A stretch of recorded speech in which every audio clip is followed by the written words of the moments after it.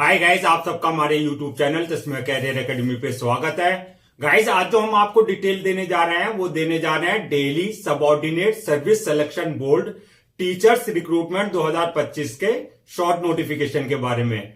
Daily subordinate service selection board ने PG teachers की 432 vacancies के लिए अपना नोटिफिकेशन जारी किया है। अगर आप भी इन वैकेंसीज के लिए अप्लाई करना चाहते हैं तो गाइस ये वीडियो आपके लिए बहुत ज्यादा इंपॉर्टेंट है, क्योंकि इस वीडियो में हमने पूरा डिटेल में बताया है कि क्या मिनिमम क्वालिफिकेशन मांगी गई है, क्या आपका सिलेक्शन प्रोसेस रहेगा, लास्ट डेट अप्लाई करने की कब है और ऑनलाइन जाकर के कैसे आपको रजिस्ट्रेशन और फॉर्मेलिटीज पूरी करनी है।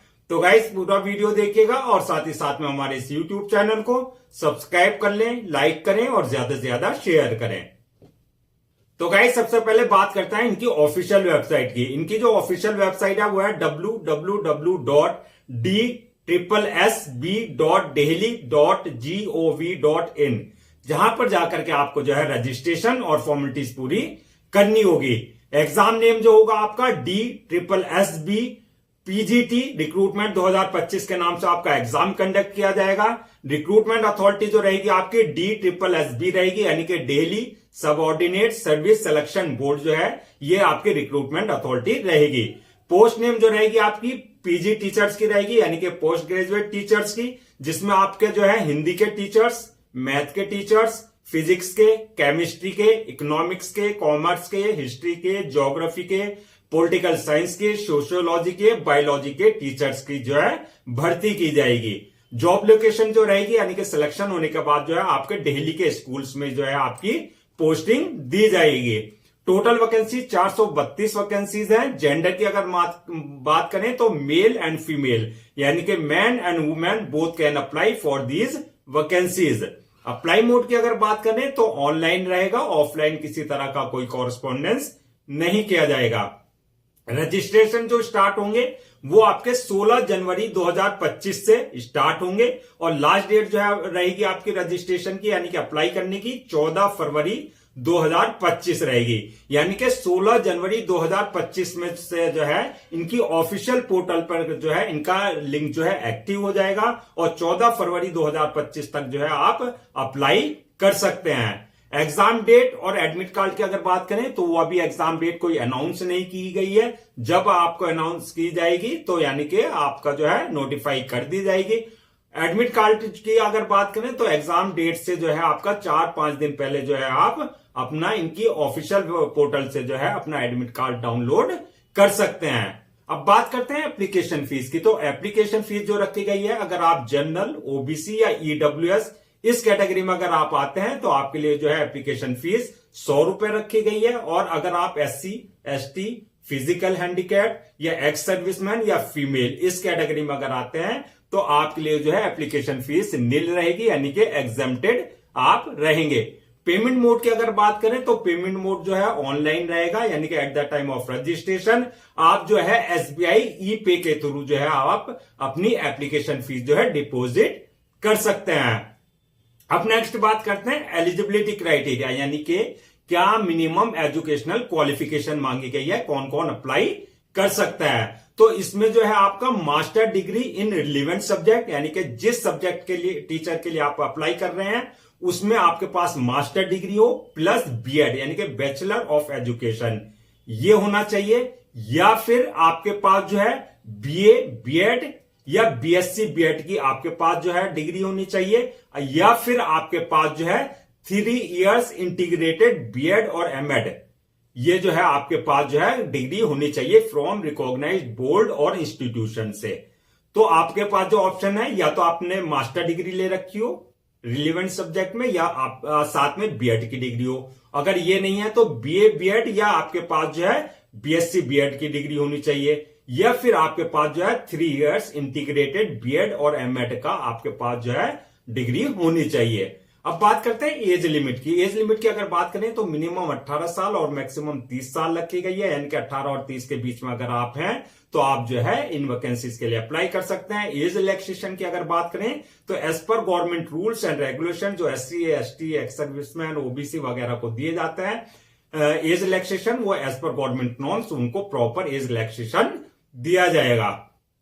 अब बात करते हैं कि आपका सिलेक्शन प्रोसेस क्या रहेगा। तो सिलेक्शन प्रोसेस में जो है आपकी मल्टीपल स्टेजेस रहेंगे। नंबर 1 पर रहेगा आपका रिटन एग्जामिनेशन, दूसरा रहेगा आपका डॉक्यूमेंट्स वेरिफिकेशन, यानी कि at the time of registration जो आपने अपने डॉक्यूमेंट्स अपलोड किए हैं वो सारे डॉक्यूमेंट्स आपके ओरिजिनल वेरीफाई किए जाएंगे। और थर्ड स्टेज रहेगी आपकी मेडिकल एग्जामिनेशन, यानी कि आपका जो है जिस पोस्ट के लिए आपने अप्लाई किया है उसके लिए देखा जाएगा कि आप फिजिकली और मेंटली यानी कि पूरी तरीके से मेडिकली फिट हैं या नहीं है। अब बात करते हैं एग्जाम पैटर्न और सिलेबस की, यानी कि एग्जाम पैटर्न और सिलेबस जो रहेगा आपका, ये आपका एग्जाम पैटर्न जो रहेगा ये सिंगल टीयर एग्जामिनेशन होगा, यानी कि टीयर 1 रहेगा जो कि 3 घंटे का आपका एग्जाम होगा।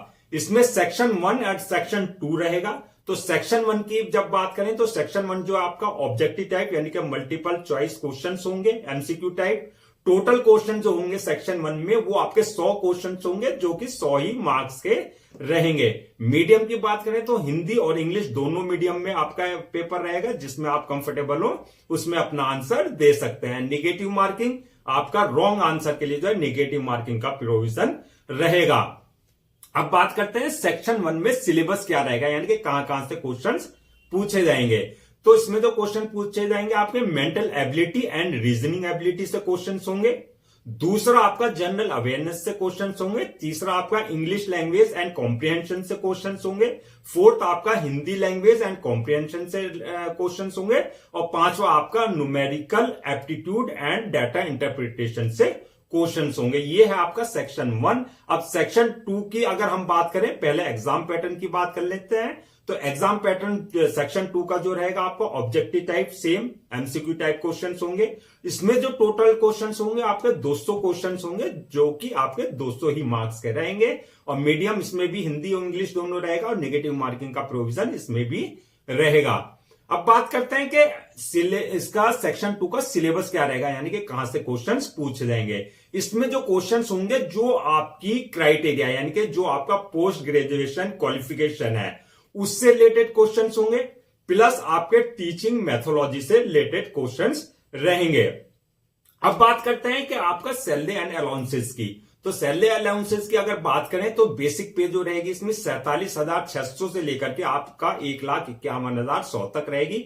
यानी कि सिलेक्शन होने के बाद जैसे जैसे आपको एक्सपीरियंस हो जाएगा उसके अकॉर्डिंग जो आपका इंक्रीमेंट, उसके अकॉर्डिंग आपका प्रमोशन भी होता रहेगा। अलाउंसेस की अगर बात करें तो अलाउंसेस भी आपको मिलेंगे, जैसे आपका एचआर है, आपका डीएनएस अलाउंसेस है, आपका ट्रांसपोर्ट अलाउंसेस है, आपका जो है मेडिकल अलाउंसेस है, आपका मैटरनिटी लीव्स फॉर वुमेन यानी कि जो वुमेन के लिए मैटरनिटी लीव्स मिलती है वो आपकी रहेंगी। यानी कि जो अदर्स बेनिफिट्स रहते हैं वो सारे आपको दिए जाएंगे। अब बात करते हैं सब्जेक्ट वाइज जो है वैकेंसीज किस सब्जेक्ट के लिए कितनी निकाली गई है टीचर्स के लिए। तो इसमें जो है हिंदी के टीचर्स के लिए 91 वैकेंसीज हैं, मैथमेटिक्स के टीचर्स के लिए 31 वैकेंसीज है, फिजिक्स के लिए 5 है, केमिस्ट्री वालों के लिए 7 है, बायोलॉजी वालों के लिए 13 वैकेंसीज है, इकोनॉमिक्स वालों के लिए 82 वैकेंसीज है, कॉमर्स वालों के लिए 37 वैकेंसीज है, हिस्ट्री वालों के लिए 61 है, ज्योग्राफी वालों के लिए 22 वैकेंसीज है, पॉलिटिकल साइंस वालों के लिए 78 और सोशियोलॉजी वालों के लिए 5 वैकेंसीज रखी गई है। ये थी आपकी सब्जेक्ट वाइज। अब बात करते हैं कैटेगरीज वाइज जो है, अगर हम इन वैकेंसीज को ब्रेक डाउन करें यानी कि किस कास्ट के लिए कितनी रिजर्व रखी गई हैं, तो इसमें जो है जनरल के लिए 231 वैकेंसीज रिजर्व रखी गई हैं, ओबीसी वालों के लिए 105 वैकेंसीज रखी गई हैं, एससी वालों के लिए 37, एसटी वालों के लिए 18 और आपका ईडब्ल्यूएस वालों के लिए 41 वैकेंसीज रिजर्व रखी गई हैं। अब बात करते हैं कि आपका क्या क्या डॉक्यूमेंट्स अपने रेडी रखने हैं रजिस्ट्रेशन से पहले। तो आपको जो है सबसे पहले अपनी एकेडमिक और आपको प्रोफेशनल क्वालिफिकेशन जो आपकी है यानी कि 10th की, 12th की, ग्रेजुएशन की, मास्टर डिग्री, आपका बीएड की डिग्री, आपकी जो भी है हायर एजुकेशन है वो सारे आपको जो है अपने जो है चाहे वो सेमेस्टर वाइज है चाहे वो ईयर वाइज आपके ने दिए हैं तो वो सारे आपको डॉक्यूमेंट जो अपने स्कैन कॉपी करा के रखने हैं। बर्थ सर्टिफिकेट यानी कि अगर आपकी 10th की मार्कशीट में डेट ऑफ बर्थ अगर मेंशन नहीं है तो आपको बर्थ सर्टिफिकेट आपके पास जो कंसर्न अथॉरिटी से होना चाहिए। डिसेबिलिटी सर्टिफिकेट यानी कि अगर आप किसी तरह का फिजिकल हैंडीकैप का रिजर्वेशन ले रहे हैं तो डिसेबिलिटी सर्टिफिकेट आपके पास जो है होना चाहिए कंसर्न अथॉरिटी का।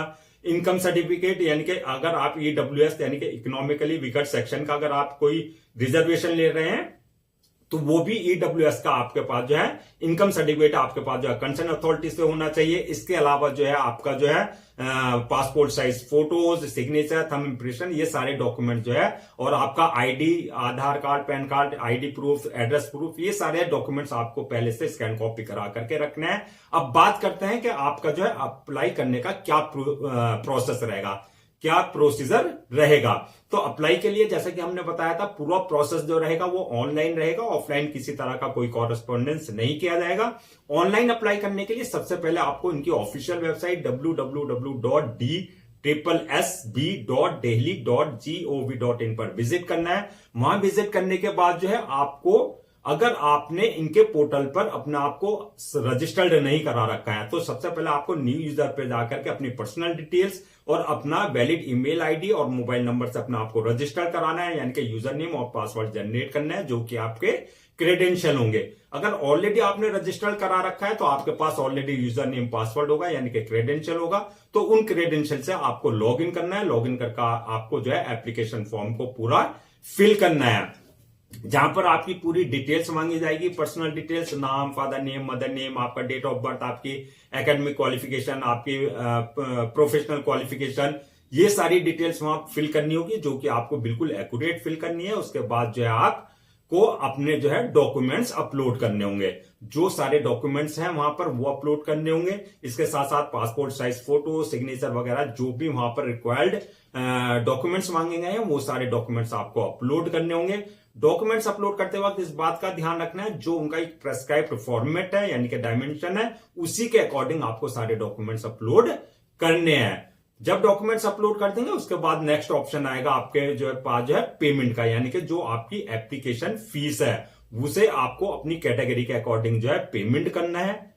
यानी कि जो एप्लीकेशन फीस है एसबीआई के थ्रू, जो उनका पेमेंट लिंक है उसके थ्रू जो है आपको अपना एप्लीकेशन फीस अपनी कैटेगरी के अकॉर्डिंग जो है डिपॉजिट करनी है। जब आप पेमेंट कर देंगे उसके बाद नेक्स्ट ऑप्शन आएगा आपके पास सबमिशन का, यानी कि फॉर्म को अपलोड करने का, सबमिट करने का। सबमिट करने से पहले आप एक बार पूरे फॉर्म को रिव्यू कर लें, यानी कि पूरा चेक कर लें, जो आपने इंफॉर्मेशन यानी कि डिटेल्स फिल करी है वो पूरी तरीके से ठीक है या नहीं, किसी तरह की कोई मिस्टेक तो नहीं की है आपने। जब फॉर्म रिव्यू कर लें उसके बाद जो है फॉर्म को सबमिट कर दें।